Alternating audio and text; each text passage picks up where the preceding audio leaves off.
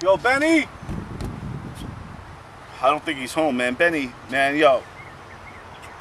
Yo, what's up, everybody? I'm MC Savah from the Kankasaurs. You can catch me on funnyordie.com/Kankasaurs, K-A-N-K-S-O-R-Z, you know what I'm saying? But right now, it's all about Benny TV. Yo, because my boy Benny the Gagoots got his own show.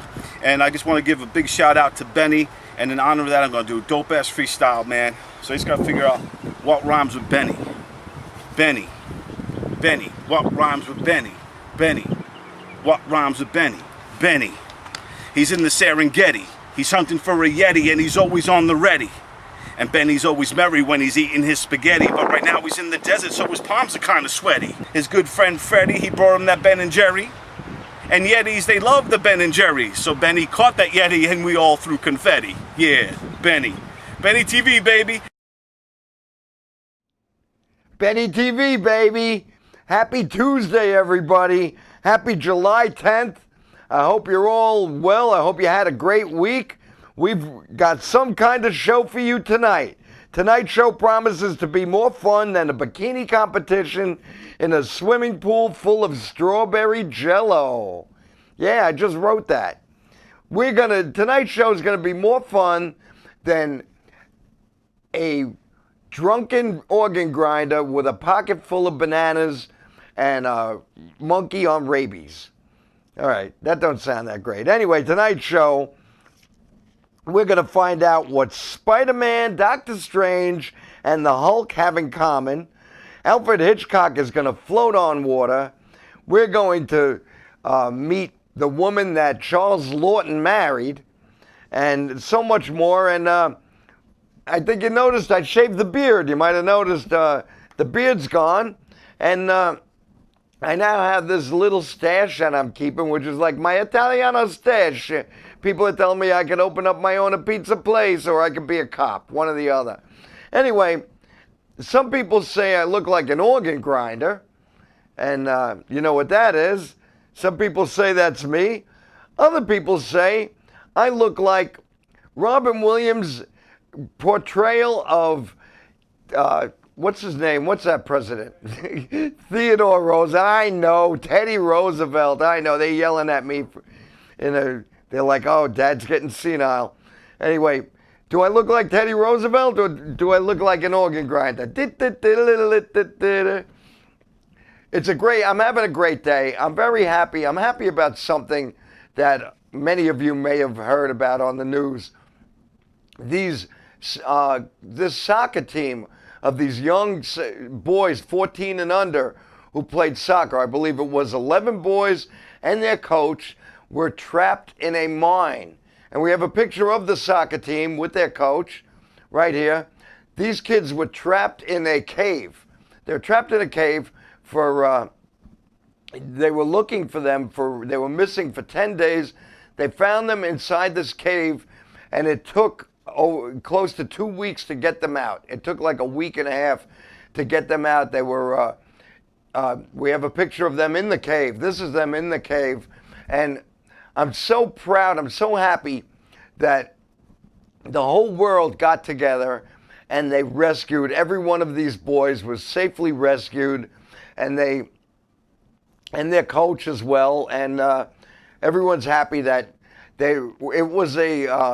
everyone from around the world, different countries got together with their greatest architects and greatest engineers, SEAL teams, of Navy SEALs from different countries, and diving teams, and they got these boys out, and it's wonderful. One thing, though, they were quarantined, as you may have heard. They were quarantined, and they were quarantined because it turns out that being in that cave, there are a lot of bats in that cave, and the bat poop, bat feces, can actually give you a disease if it isn't caught on time. And look what it did to Bruce Wayne. So you don't want a bunch of 14-year-old Batmen running around.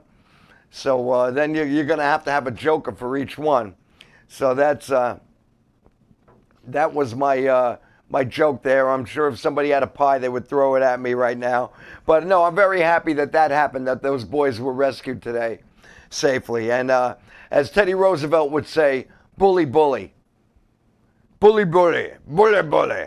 Wasn't that a song? Bully, bully, bully, bully, woolly, bully. It was Woolly Bully, Sam the Sham and the Pharaohs. I know what I'm talking about. Anyway, there was another passing this week. Steve Ditko passed away. And if you don't know who Steve Ditko is or was, you're going to find out right now. Let's roll the clip, please. Thank you.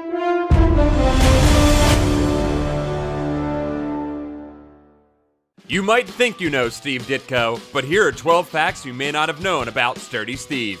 Stephen J. Ditko was born on November 2nd, 1927 in Johnstown, Pennsylvania. His parents were immigrants from Czechoslovakia. Ditko developed a love for comics thanks to the original Batman comics and Will Eisner's The Spirit, which ran in newspapers. In junior high school, Ditko would craft wooden models of German airplanes in order to help train aircraft spotters during World War II. After graduating high school in 1945, Ditko enlisted in the Army, where he served in post-war Germany, drawing comics for an Army newspaper. After studying with Batman artist Jerry Robinson at the Cartoonist and Illustrator School, Ditko began drawing comics professionally in 1953. He soon found employment as an inker at Joe Simon and Jack Kirby's studio, and then in 1954 began working for Charlton Comics, where he would co-create the superhero Captain Atom. Following a brief hiatus from comics due to contracting tuberculosis, Ditko found work with Atlas Comics in 1955, where he drew many of their sci-fi and horror titles, such as Journey into Mystery, Tales of Suspense, Strange Tales, and one book that would eventually be titled Amazing Fantasy. When Jack Kirby was considered the wrong choice for a new superhero feature in Amazing Fantasy, Ditko was brought in to co-create Spider-Man, which he would draw for the next several years. During this era, Ditko also co-created Doctor Strange in the pages of Strange Tales, and his psychedelic visuals have defined the character to this day. Ditko contributed ideas other than new characters to Marvel, however. For example, it was Ditko's idea that Bruce Banner would transform into the Hulk when he got angry, and Ditko also designed the now classic red and gold version of Iron Man's armor. By the end of Ditko's 38-issue run on Spider-Man, he and writer Stan Lee were not speaking at all. Ditko would plot and draw the issue, and Lee would write dialogue. The legend is that Ditko left Spider-Man over a disagreement with Lee over the Green Goblin's true identity, but Ditko denies this because they weren't even talking to each other enough to have an argument. Ditko was famously reclusive and still is to this day. A notable example of this is when Marvel released a record for their fan club, which introduces the various members of the Marvel Bullpen. Each person at Marvel made an appearance on the record, except Ditko, who was depicted as jumping out the window rather than having his voice recorded. Additionally, Ditko is famously an ardent follower of the objectivist teachings of Ayn Rand. This is most notable in his creation of the character Mr. A, whose name reflects the objectivist teachings that A is A, and who debuted in the third issue of Wally Wood's Wits End in 1967. Though most famous for his co-creations of Spider-Man and Doctor Strange, Dit created or co-created many other notable characters, including the second Blue Beetle, The Question, The Creeper, Hawk and Dove, Shade the Changing Man, Speedball, and Squirrel Girl. The art of Steve Ditko can also be found in a number of surprising licensed comics, including a miniseries based on the cartoon Phantom 2040, 2 issues of Mighty Morphin Power Rangers, several Transformers coloring books, and a giveaway comic from Big Boy Restaurants. In 2007, BBC host Jonathan Ross made a documentary called In Search of Steve Ditko, in which he hunts down the reclusive artist, who continues to make comics to this day, well into his 80s. These comics are typically made up of brief vignettes, essays, and editorial cartoons. That's it for this episode of You Think You Know Comics. Don't forget to like this video, subscribe to Comics Alliance for more comic facts, and check out comicsalliance.com for more comic awesomeness. And we're back. We're back. We just spoke about Steve Ditko. Steve Ditko just passed away, the creator of Spider-Man and Doctor Strange, among other things. He had something to do with the Hulk. He was pretty much similar to what Bill Finger was for DC Comics. Yes. But he got credit. Ditko got credit for it. Yes. And Ditko was an illustrator. Mm-hmm. He was an artist. Yes. He was an artist. An artist. And that's a great segue for the fact that he primarily worked for Marvel. And I'm reviewing a Marvel movie because what else came out this week? No, other things came out this week.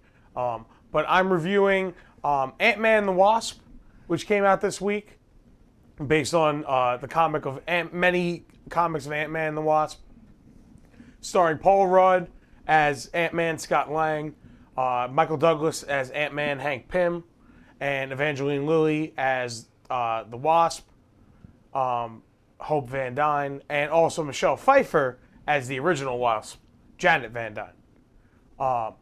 So it's a very good movie. I just cut it, straight to the point.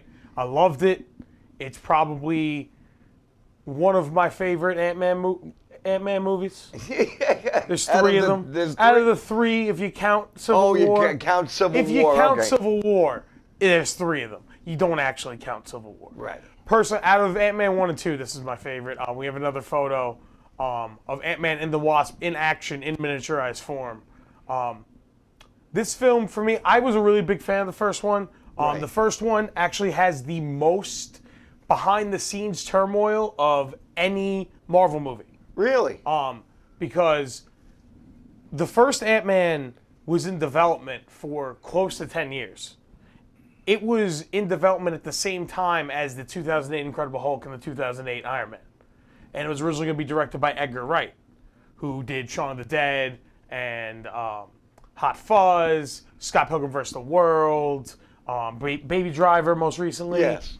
And he, as I just put that coffee that didn't pay for product placement out of frame. He was the one that was the big proponent behind Ant-Man, and he was trying to make it, but there was a lot of issues. They got very close to making it. He had a lot of issues. He was going to shoot it, and then he'd shoot something else. He was going to shoot it again, and then for his friend, he made the last of the Three Flavors of the Cornetto trilogy, which was At World's End. Oh, yes, which is a great movie. His trilogy, Edgar Wright has a trilogy of films that have two same leads in all three films, but they're all three different films. If you don't know, Shaun of the Dead, Hot Fuzz, and The World's End, which are all three great films. I highly recommend it. And Edgar Wright has a very distinct visual style and a visual flair, which he was trying to bring to the Marvel Universe and Ant-Man. And some of it does still stay in it, but a lot of it is very different.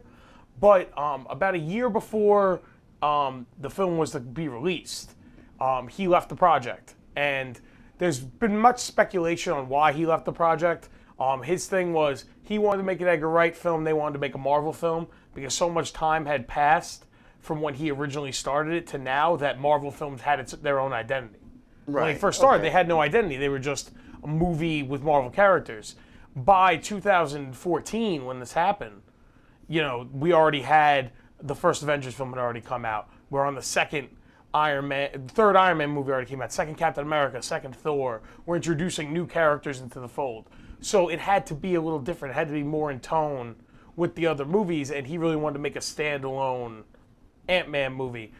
He did get writing credit on the first movie and producing credit. He didn't get any credit on this one. They brought in Peyton Reed to direct the first Ant-Man, who also directed this one. He's made a couple of well-known comedies. His most well-known for my generation is he was the director of Bring It On, the cheerleading comedy starring Gabrielle Union and Kirsten Dunst, which for some reason has a huge following. There was 5 made-for-DVD movies. People love the Bring It On movies. But Peyton Reed became the director, and Paul Rudd actually became a co-writer on the film. Paul Rudd was already signed on, and so was Michael Douglas. And they brought Paul Rudd on to write, and he brought over Adam McKay, who did Anchorman, and he won an Academy Award, I think the year after Ant-Man for The Big Short. Oh, okay. Which he directed and wrote, and he got a Writing Academy Award. So they brought in an Academy Award winner before he won the Academy Award. And Paul Rudd, and they kind of punched up the script to making it what it was.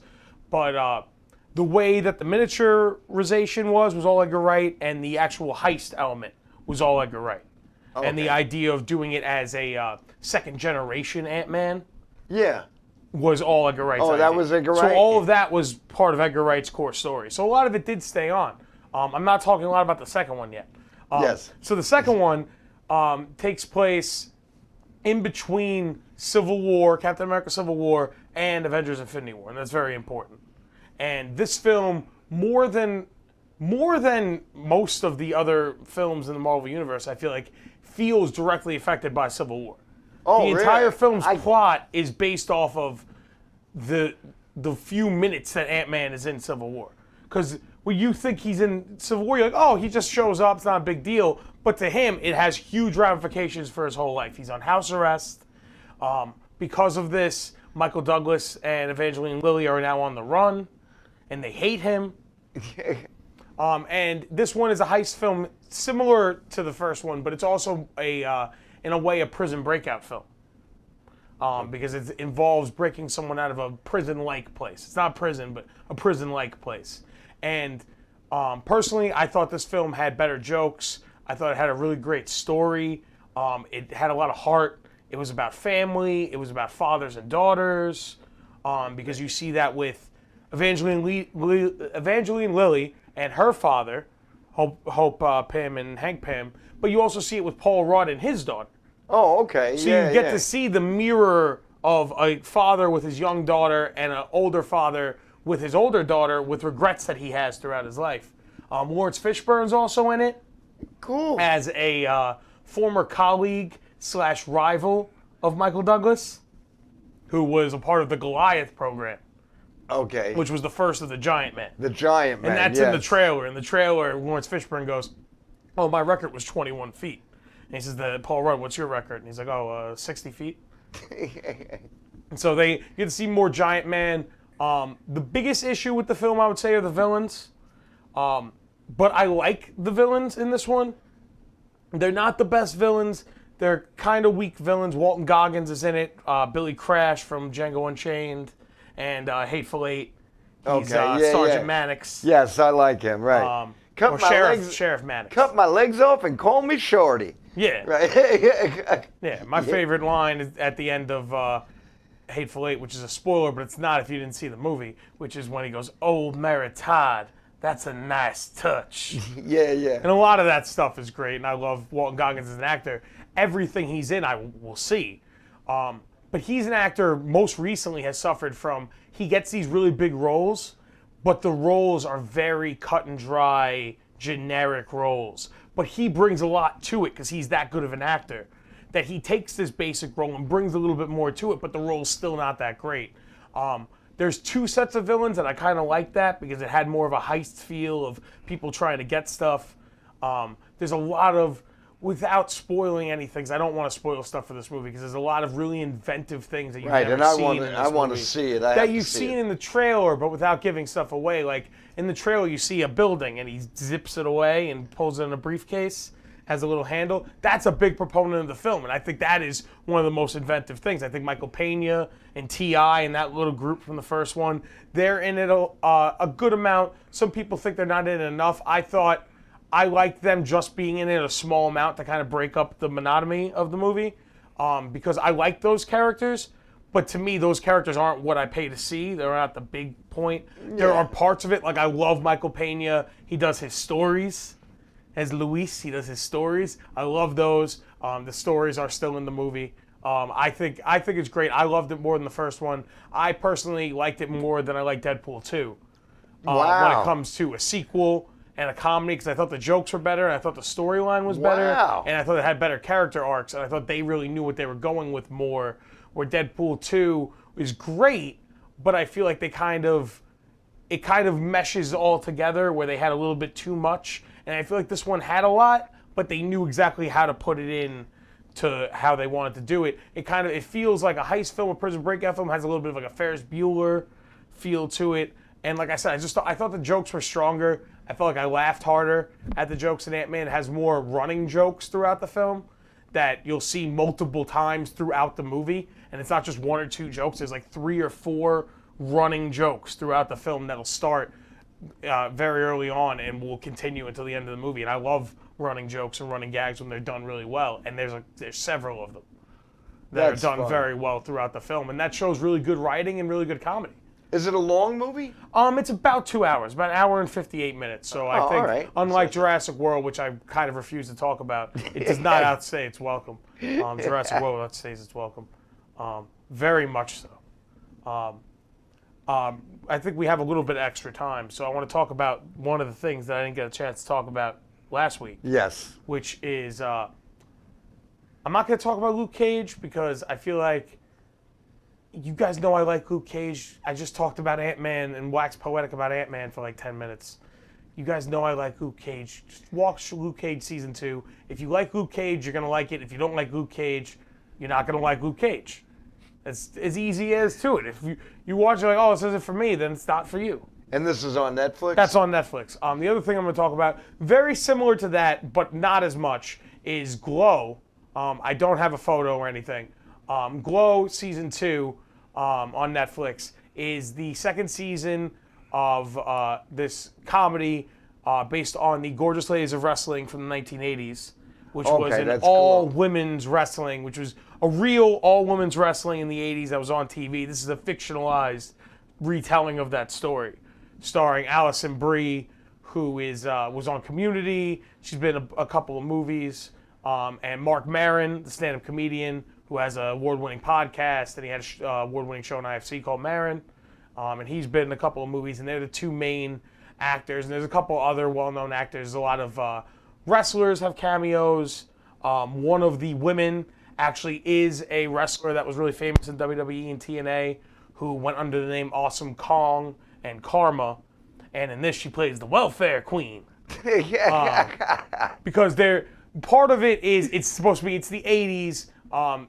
The second season all takes place with... I'm a big fan of the first season. I think it's great. You don't have to like wrestling to like this show. I think that's a big thing. I am a wrestling fan, but you do not need to... I noticed that I talk crap about Jurassic World while I'm wearing a Jurassic Park shirt. That didn't even dawn on me. I didn't even notice it, yeah. You didn't even know I was wearing a shirt. Yeah.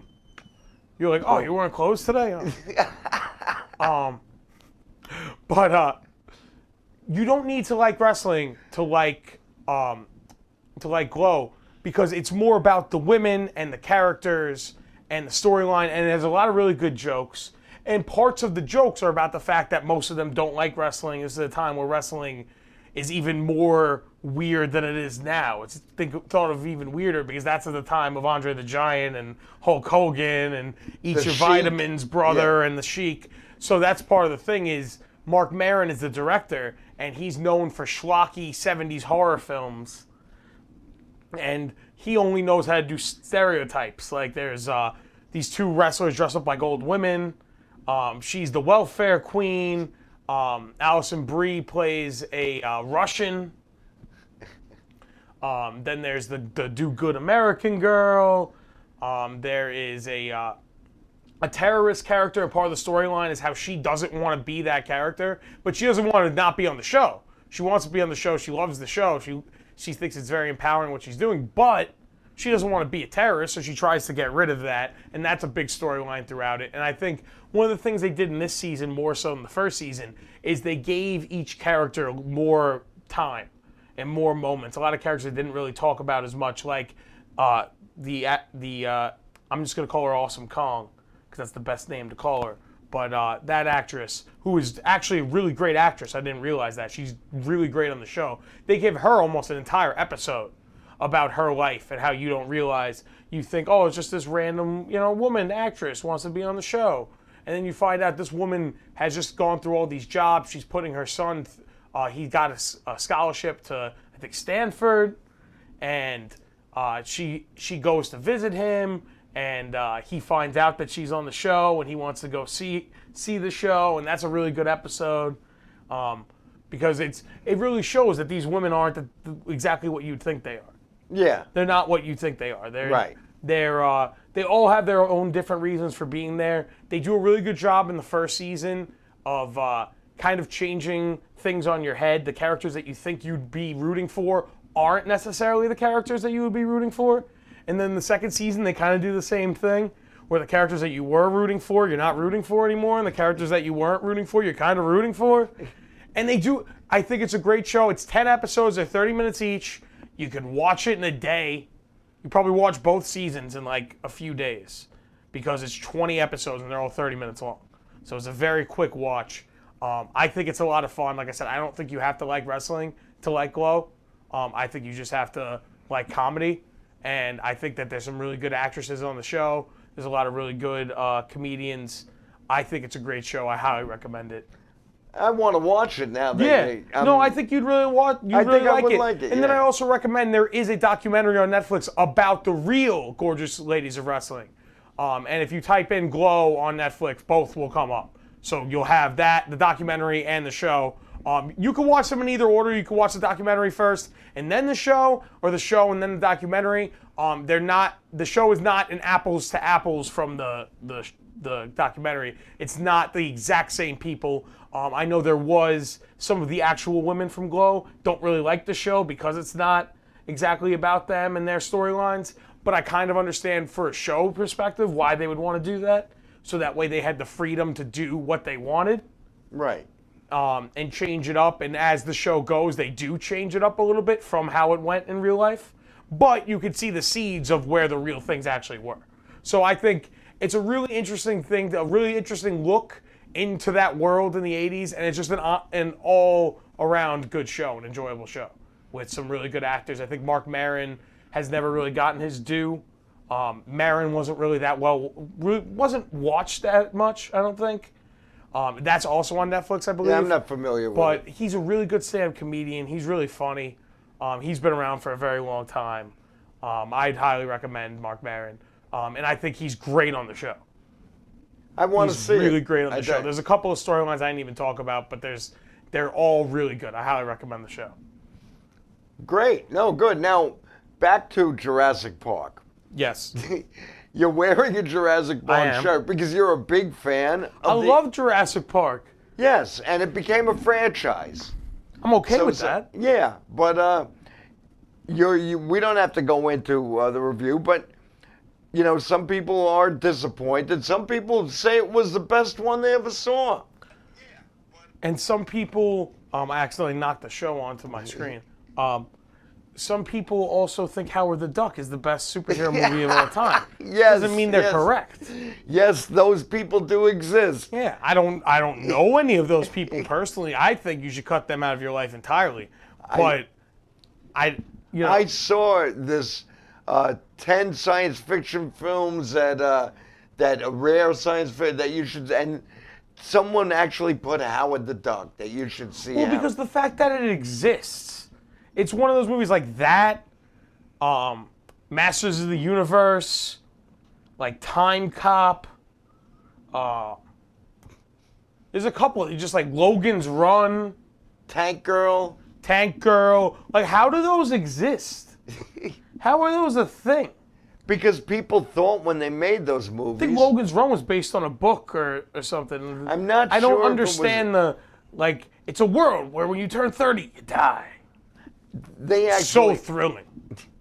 Logan's Run. Now they made I've seen worse actually. They made a TV show, Logan's Run, for a while, and then They make a lot of TV shows. Yeah, but aren't there rumors that they're going to? They want to remake it. They're trying to remake everything.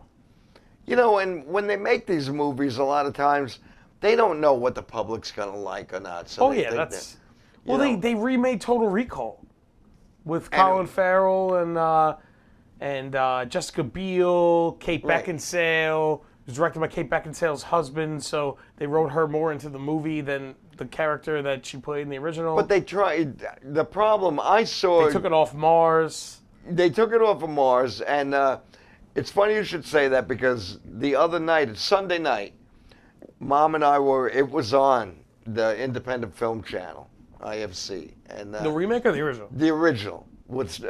And the original is They've actually campy. played both on IFC for some reason. The original is actually fun. It's campy. It's a fun and movie, yeah. It's a fun movie. The remake tries to take it too seriously.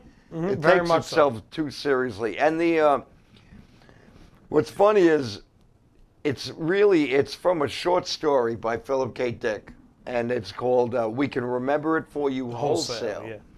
And the short story is only a couple of pages. It's like a 10-minute read, if that much. Yeah. It's a quick read, and the story is kind of hokey and kind of, and funny, pokes fun at itself. So for the story to do that, and then you're going to try to make a serious movie, because all that stuff, there is Mars. There is stuff about Mars in the short story. But all that stuff about the reactor and Quato, that was cool. Yeah. That was really cool, where it's very different in the remake. The remake, they go to China. Mm-hmm. So you go to China in the morning. Yeah, From and you America, go through the center of the Earth. Yeah. That's the big thing. Instead of going to Mars, you go through the center of the Earth. In a matter of minutes. One side to the other in like an hour. Hour and a half, maybe. Hour and a half, like a subway. And Bryan Cranston's the villain. It's probably the best part of the entire movie. Yeah, that's not a great movie. I don't know why. No, it's terrible. That's a bad movie. Another hokey 80s movie that they've been trying to remake, but I feel like if they remade with the cast that they supposedly had, it could be really good, was last night on IFC, they had Big Trouble in Little China on.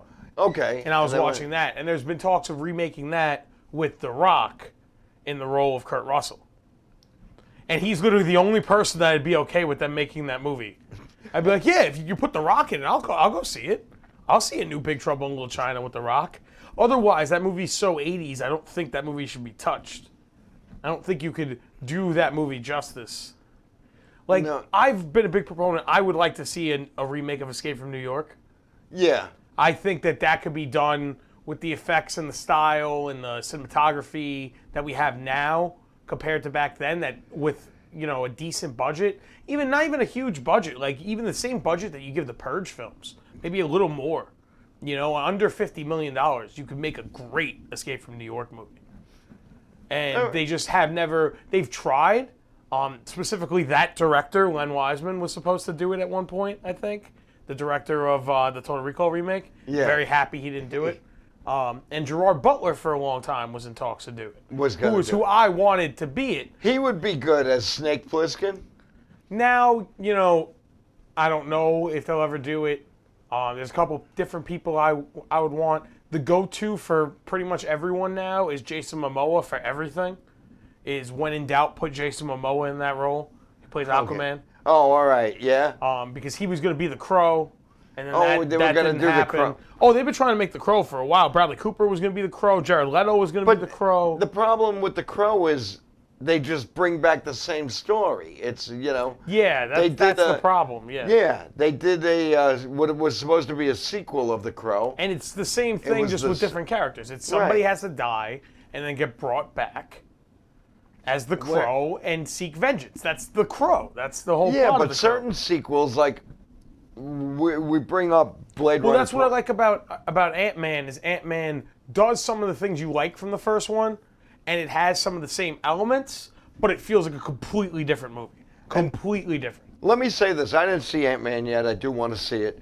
But you saw it Thursday night, and then you texted me and told me it was awesome. You loved it. I read the reviews in the papers, which you tell me, don't read the reviews, Dad. My thing is, my favorite movie of all time is The Departed.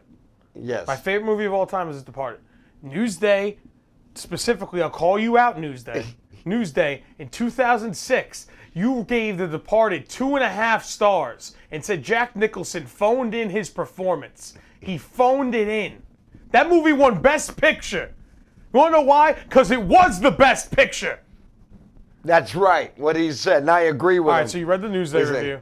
So I read the Newsday review and I read the Post review. And they both didn't lie. They said that it missed the mark, okay? They said it missed the mark. It didn't. Then Monday, I read the box office results, and this movie, Ant-Man and the Wasp, not only surpassed what the studio thought it was going to make, but it surpassed what the first movie made. It made more than the first film, but they keep talking. It is the lowest opening of any of the MCU sequels, but Ant-Man had a lower opening compared to all of the other ones. Ant-Man isn't... I like Ant-Man. I think they do a really good job with Ant-Man. Ant-Man is a very hard character to get people to like. The name alone It's a character called Ant-Man. His power is he can become tiny. Right. They, in these movies, figure out really inventive ways of doing that because also he can become very large. He can become Giant Man. And they can also throw things and turn things really large or really small. And one of the things they do in this one is they have an array of vehicles now that can shrink. So that's a very fun thing. Is they take that technology and do very fun, inventive things with it. And that's why I think it's so great. I think they surpassed what most people think an Ant-Man movie could do. And I think when buzz and word of mouth goes along, I think it's going to have legs for the rest of the summer because the only big movies coming out is you have Hotel Transylvania 3, which isn't really going to affect the Ant-Man box office. And Ant-Man's also a movie you could take any age. You could take a small child, you could take an old man, you could take anybody. It's a family movie. Oh, that's great. You know, it does have some dark stuff, but it's not anywhere on the same level as like Infinity War. Okay. And it's much lighter and funnier and a much lighter tone. I think, in my opinion, it's probably the funniest movie in the MCU, next to the first Guardians and the first Ant-Man. I think it'll have Thor legs Ragnarok. too because one thing Spider-Man's pretty fun, on too. this show, I've shown a few trailers from movies where people were shrunk, like Incredible Shrinking Man, Dr. Cyclops. And Ant-Man's the best movie. And Ant-Man, people love that. People do enjoy those stories where somebody is shrunk down and you get to see what it looks like. You think it's a ceiling, but it's actually just the bottom of a chair. Was there, that? And there used to be a TV show called Land of the Giants, which I always hear they would like to bring that back. You know what my favorite shrinking movie is? That's not Ant-Man or Ant-Man and the Wasp? Honey, I Shrunk the Kids. Then again, there you have Walt Disney doing, Yeah. And then they made a Giant Man movie called Honey, I Blew Up the Kid. Blew Up the And then Kid. they made Honey, We Shrunk Ourselves, which has a young Mila Kunis as one of the kids in the film. Before anyone knew who Mila Kunis was. And when if you- you don't know who Mila Kunis is, Google it. And when you were young, you had that on tape. I love that. And we used to As a watch kid, that. I thought that movie used was to great. enjoy that movie too. That movie was. Honey, We Shrunk Ourselves was my favorite as a little kid. And then when I grew up, I realized that it's not as good as the original, and the original is the best one. That's a movie they want to remake, and I don't think they should. But they No, probably yeah, there's will. certain movies, there's an old saying that. But it has a lot to do with the practical effects and the sets of the. There's something about the sets and the way the first Honey I Shrunk the Kids looks. The way it looks when they're in the milk, when they're with the ant, just like when they're hiding in the cookie, and like just the way it all looks. It looks real. And when It we all went looks- to, we went to Disney World, Disney they World actually- has, I'm not sure if they still have it because that was like 10 years ago, but they had a play area that was the Honey I Shrunk the Kids play area, and you could like climb up the cookie and like. Yeah, and that the was ant cool. was Yeah. there, and- I was still too big for the area, but I went in. It Yeah, it was fun. No, was a lot of fun. and those movies. So I think Ant-Man, will have legs, and it should. I think Because it will. People love those shrink, and now you have a guy that shrinks, but he has power. Mm-hmm. He has strength because you don't always have that. Well, he has the power of an ant. He's 10 times his own Yeah. strength, or 16, They say it in the first one. He's strong. He's an ant. But, No, I want to see it. I'm I- looking forward to that. There's a So what couple- else is coming there's- out now? So there's a couple of big movies left. Nothing. One big movie, and then the rest are smaller big movies. So this week coming up, you have Hotel Transylvania 3, Right. which I actually think is a really good animated kids franchise because not only does it have Adam Sandler and company actually doing good stuff, because Adam Sandler's Dracula, Kevin James is Frankenstein, Steve Buscemi's the Wolfman. It's directed by Jenny Tartakovsky, who, from my generation, is heralded as one of the greatest animators of my kid's generation because he was the creator of Dexter's Laboratory and Samurai Jack, which are two of, if you ask most 90s kids, both of those will be in their top 10 or at least their top 20 favorite animated cartoons. I love Dexter's Laboratory. Dexter's And I mean, Laboratory is brilliant. You used to watch those, so I got to, I would sit with you and watch a lot of those shows. And Samurai Jack was extremely cinematic. That I don't remember as That much. was because he took a lot of like from Kurosawa and famous like samurai films and Japanese films from the early 1900s, and he used those as influence for the art, and they look amazing. And they recently actually made a new season of Samurai Jack on the Adult Swim of Cartoon Network that was primarily for an adult audience. That was literally made for all the kids that used to watch it who are now growing up in their 20s. Oh, that's cool. Because the show was always a little more adult, but this was like, no, this is adult. This is an adult cartoon now, made for adults. This isn't a kid's cartoon anymore. But Hotel Transylvania I actually like, and I don't know if I'm going to see the new one, but I'll definitely watch it when it comes on Netflix. Yeah. And then also you have Skyscraper coming out this week. You know, I'm really excited for it. It's Die Hard, but it's in China. Rock's only got one leg. That's all I need to say. You should already have your ticket. You should be on Fandango right now. Week after, we got a trio of sequels. You got Unfriended 2, the sequel to the horror film Unfriended, which all took place on a computer screen. Oh, yeah, The sequel to that, I think it's called Unfriended Dark Web. Then you got Mamma Mia 2, Here We Go Again, which is both a sequel and a prequel to the first Mamma Mia. Right when I'm on vacation, the bad movies come out. Oh, and you know Mom's going to want to see Mamma Mia. Not with me. You're seeing Mamma Mia. I am not. Cher's in it. Cher's in this. I didn't see the She's first. Meryl Streep's mom.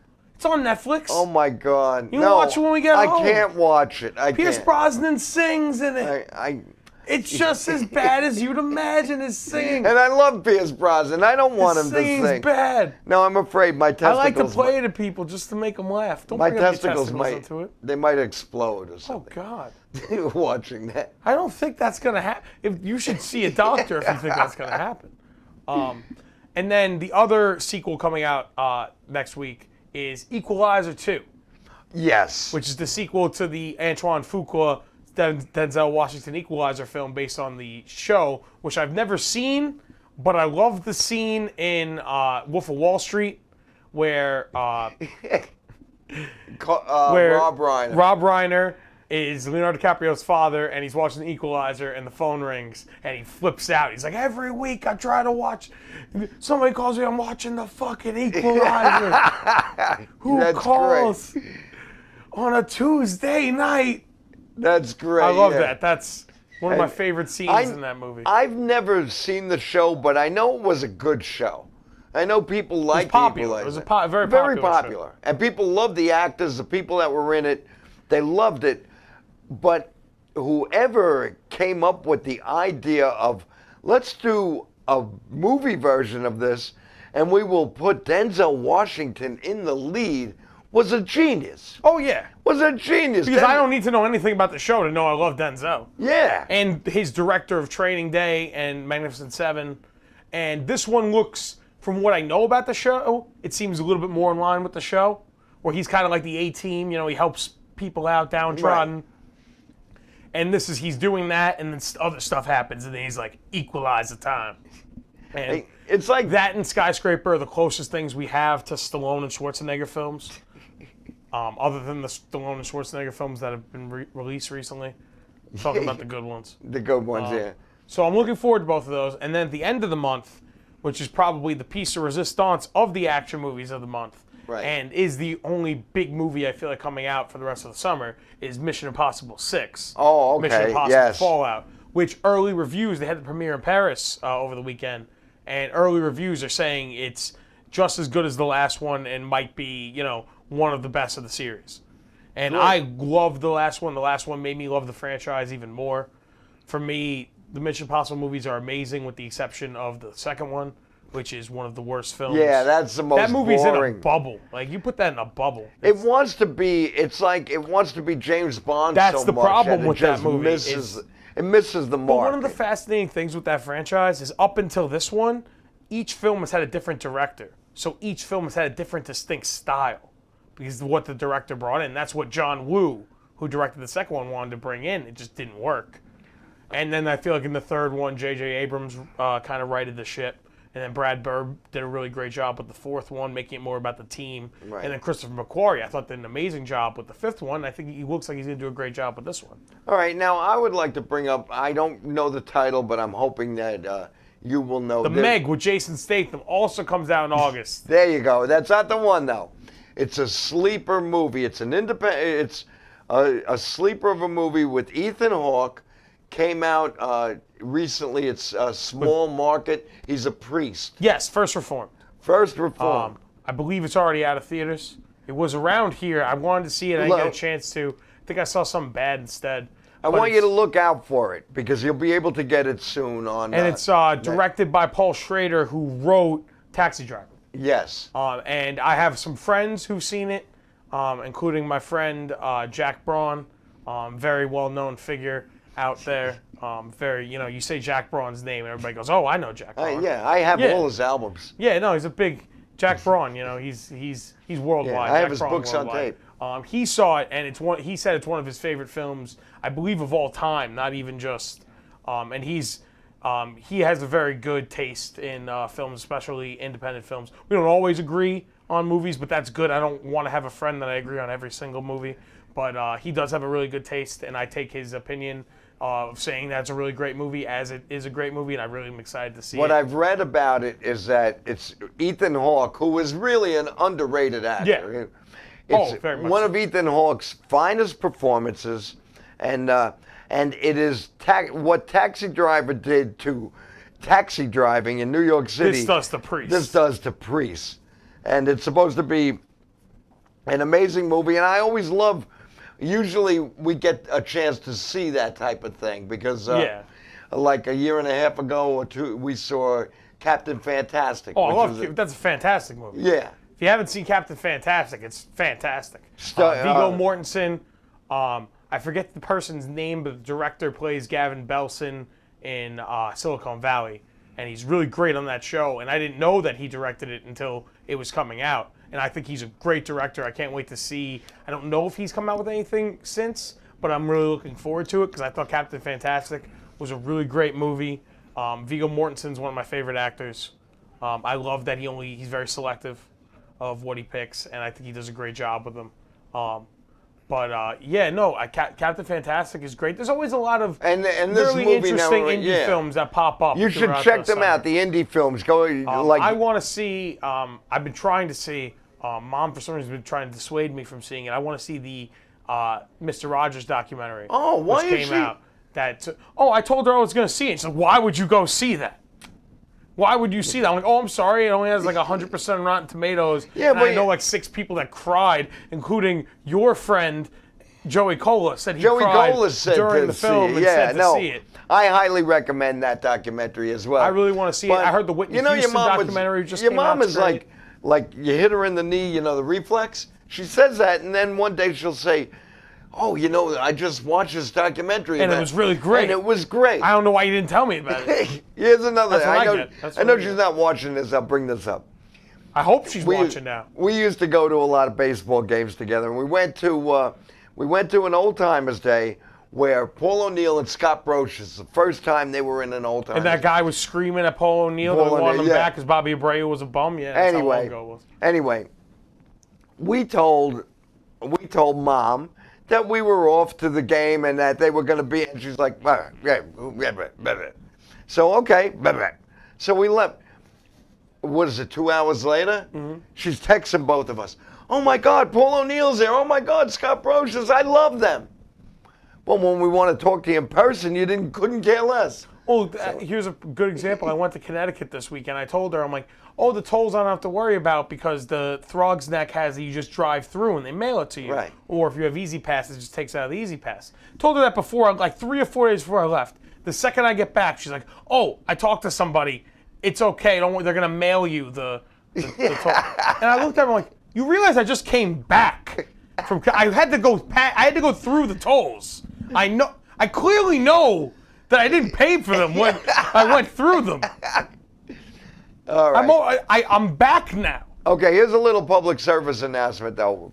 People, I want you to get an Easy Pass, all right? And here's why. Because I've been asking you for how long. Yeah, I'm going to do it because last year I went to Jersey, and then I waited. It's like $6 more now if you don't have the Easy Pass. And I waited, right? And I waited, and then when I finally got it, it had a late charge. And then I found out they're doing this to you. They will say, "This is our second notice," And people say I didn't get the first notice. I didn't get the first But one. who are you going to talk to? Who are you going to call? Who are you going to call? Anyway, Mr. McCarthy ain't answering the phone. we're having a lot of fun here. Yeah, the show's about to dwindle down. You kind of About ran to out dwindle of time. down. I'm running out of time. I Um, think I have enough time that I want to show a trailer. Okay. Okay? I think. I don't know if you have enough time to talk about it, but you don't have enough time to show. Yeah, but I have enough time to show it. Here's a movie that I would like you. We have to call it up. So I guess. Yeah, it's a trailer for Frenzy. For Frenzy, for an Alfred Hitchcock film, and it's for an Alfred Hitchcock movie. Yeah, you just And I want just you to talk see about it. the about Okay, it's going to come up. And then I should have enough time to say goodbye. But this is one of my favorite Alfred Hitchcock. It's called The Pentultimate Alfred Hitchcock. One of his last films. Great movie about a necktie murderer. So if you like Psycho and the Birds, I should have done that. you will love this one about a necktie murderer. It takes place in London. Colombian necktie. So here's Frenzy, and then Don't Google I'll that. be Whatever back. you do, don't Google Colombian necktie. No, but here's a clip of Frenzy. Thank you, Ryan Rizzuti, for joining us, and enjoy. I'll be right back after this clip from Alfred Hitchcock, Frenzy.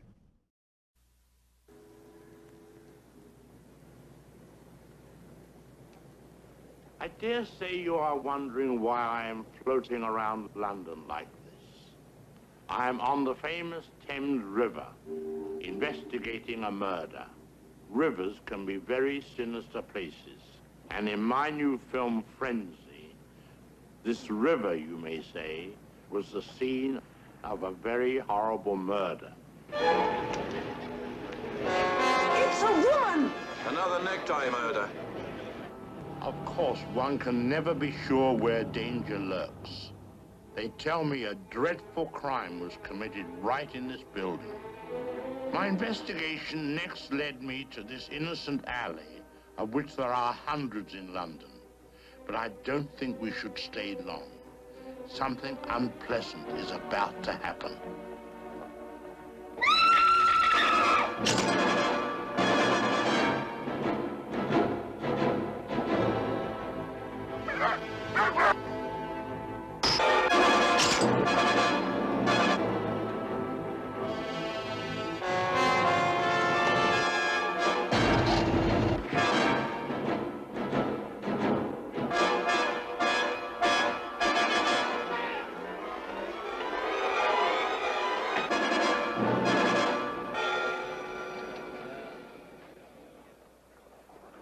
Here is the scene of another horrible murder. This is the famous London wholesale fruit and vegetable market, Covent Garden. Here you may buy the fruits of evil and the horrors of vegetables.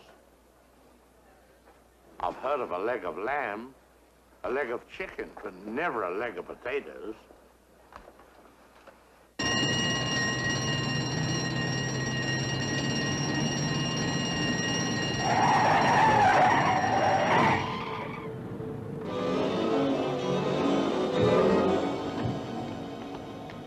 Here, what's wrong?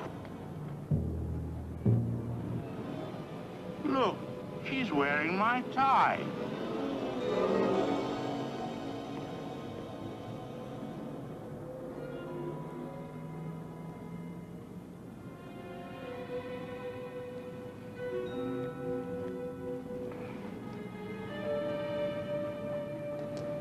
How'd you like my tie? How do you like it? My God. The tie.